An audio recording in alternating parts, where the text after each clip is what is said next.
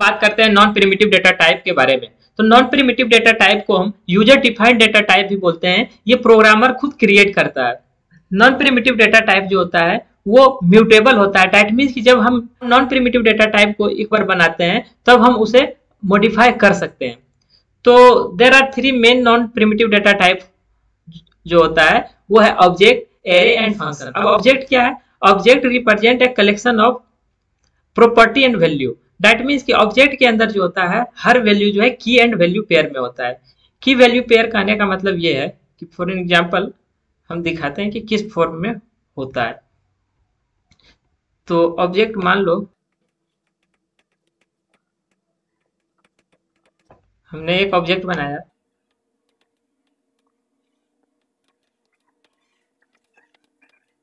तो ऑब्जेक्ट जो होता है की और वैल्यू के फॉर्म में होता है। जैसे कि नेम एंड वैल्यू, हमारा नेम जो होगा प्रिंस, सुधाकर, राहुल, ये हमारा वैल्यू है।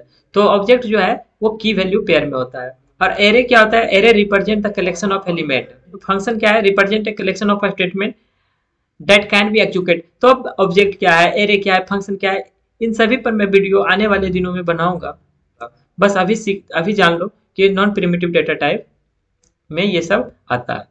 अब नॉन प्रिमिटिव डेटा टाइप को हम मॉडिफाई कर सकते हैं। फॉर एग्जांपल इसे देखते हैं, चलते हैं VS कोड में और देखते हैं कि non non primitive data type को हम कैसे मॉडिफाई कर सकते हैं।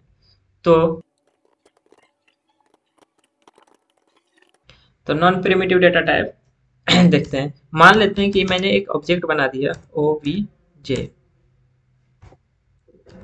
इसमें मैंने एक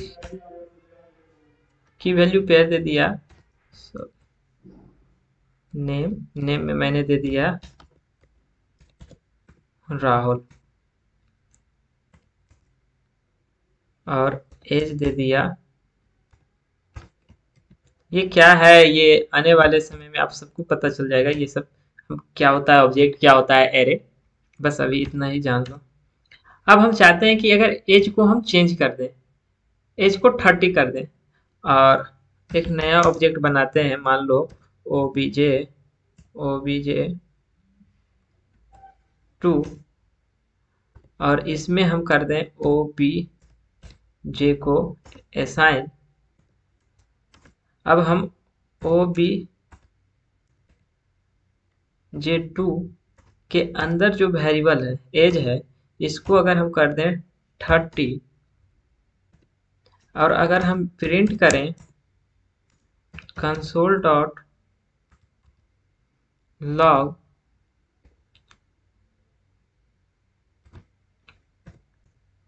ऑब्जेक्ट, तो हमें क्या देगा आंसर? 30। दैट मीन्स कि अगर हमने चेंज किया ऑब्जेक्ट 2 को, लेकिन ये वाला भी ऑब्जेक्ट चेंज हो जाएगा। इस पे देखेंगे तो इसमें क्या क्या वैल्यू है ये हमें यहाँ से ओवर हो जाएगा। तो इसको करते हैं सेव और करते हैं इसको रन। तो देखिए हमारा क्या आंसर आएगा? 30। दैट मीन्स कि ये वाला वैल्यू हमारा चेंज हो गया। अब हम करते हैं अगर कंसोल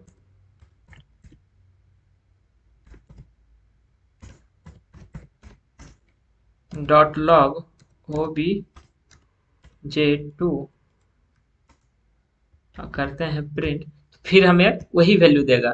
दैट मीन्स कि ये जो वैल्यू है दोनों सेम वैल्यू आ रहा है। दैट मीन्स कि जब हमने ये वाला वैल्यू दिया, इसमें असाइन किया, तो ये इसका रेफरेंस इसमें गया है, इसमें रेफरेंस गया है। अब इसका मतलब क्या है कि जब हमने OBJ को असाइन किया OBJ2 में, ऑब्जेक्ट 2 में, तो ऑब्जेक्ट 1 का जो रेफरेंस है वो ऑब्जेक्ट 2 में गया है। दैट मीन्स कि ऑब्जेक्ट जो है जिस लोकेशन पे वैल्यू को स्टोर कर रहा है, OBJ2 भी उसी लोकेशन पर वैल्यू को स्टोर कर रहा है और मॉडिफाई कर रहा है।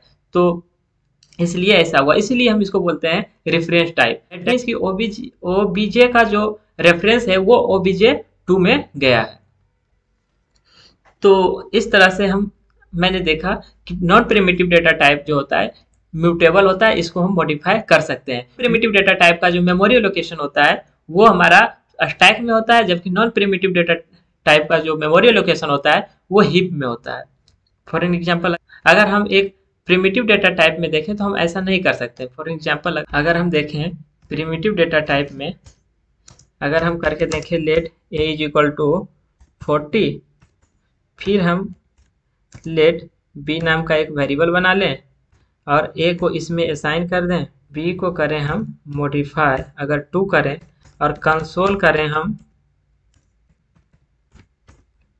अगर ए, तो हमें ये ए देगा 40, ये 42 नहीं देगा। और अगर हम इसे करें बी तो ये देगा 42, मतलब दोनों का अलग अलग वैल्यू ये देगा। इसका मतलब ये है ए का वैल्यू बी में जब हमने इनिशियलाइज किया तो ए का ये कॉपी बी में गया है, इसका रेफरेंस नहीं गया, ये ए अलग है। तो इसका जो मेमोरी लोकेशन है वो स्टैक में होता है। फॉर एग्जांपल मैं यहाँ दिखा दूँ कि अगर हम प्रिमिटिव डेटा टाइप स्टैक का बात करें तो इसमें जो मेमोरी का एलोकेशन होता है वो इस तरीके से हुआ है। पहले मैंने बनाया ए, तो ए, फिर बनाया बी, तो ये बी में गया। अब ए का जो वैल्यू था ये 40 था, हमने ए को असाइन किया तो ये भी हमारा 40 हो गया। और फिर इस 40 को मैंने 40 में 2 जब मैंने ऐड कर दिया तो ये वैल्यू 42 हो गया। अब हम दोनों वेरिएबल को अगर प्रिंट करते हैं ए और बी, तो ए में अभी भी हमारा 40 है और बी में हमारा 42 है, वही हमारा ये आंसर दिया है 40 और 42। नॉन प्रिमिटिव के केस में क्या हुआ कि वेरिएबल को तो पहले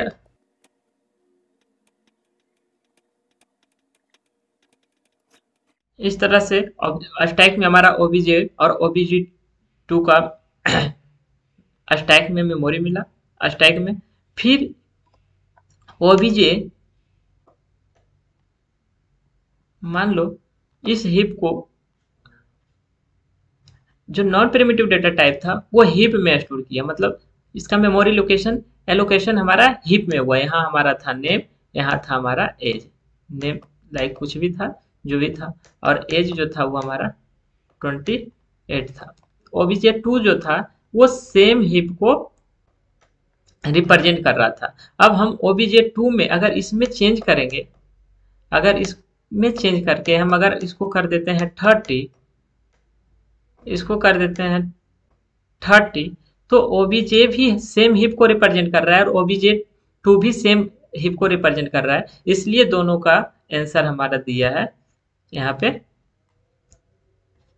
इसको कर लेते हैं कमेंट, इसको कर लेते हैं कमेंट से बाहर, इसलिए ये दोनों का आंसर सेम दिया है, क्योंकि हम यहाँ पे देख सकते हैं कि दोनों जो है OBJ2 और OBJ दोनों जो है सेम हिप को ही रिप्रेजेंट कर रहा है, दोनों सेम ही हिप को पॉइंट कर रहा है, इसलिए इसका आंसर, इन दोनों का आंसर जो है वो सेम आया। तो आज के वीडियो में सिर्फ इतना ही, तो मिलते हैं नेक्स्ट वीडियो में। Thank you.